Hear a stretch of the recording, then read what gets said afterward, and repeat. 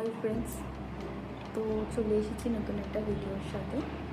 আজকে আমি করতে চলেছি ভাপা দই। তো ওটার যে প্রসেসগুলো রয়েছে সেটা তোমাদের সামনে তুলে ধরব।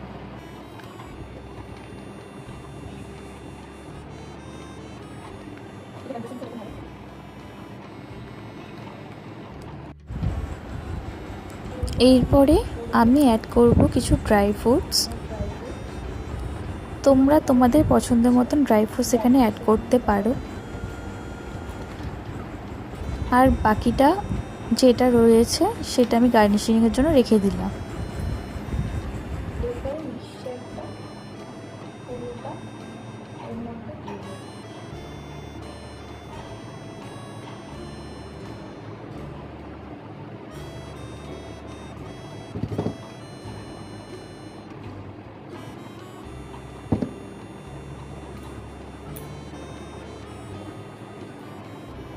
এরপরে কড়াইয়ে জলটাকে একটু গরম করতে দিয়েছি, এটাকে ভাপাবো বলে।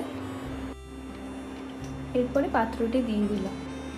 এটা 19 থেকে 20 মিনিট এইভাবেই ভাপাতে হবে, তারপরে তৈরি হয়ে যাবে ভাপা দই। সো আমি এখন এখান থেকে নিয়েছি।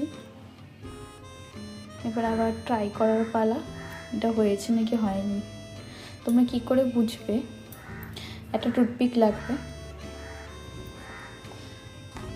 ডিমোল্ড করবে, তার আগে চেক করবে এটা ঠিক হয়েছে নাকি।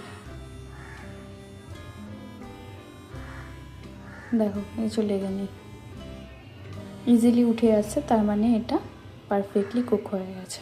এরপরে ডিমোল্ড করে নেবে। তো কেমন লাগলো তোমাদের এই ভিডিওটা অবশ্যই কমেন্টে জানিও। যদি ভালো লাগে অবশ্যই লাইক, কমেন্ট আর সাবস্ক্রাইব করো। থ্যাংক ইউ ভিডিওটা পুরো দেখার জন্য।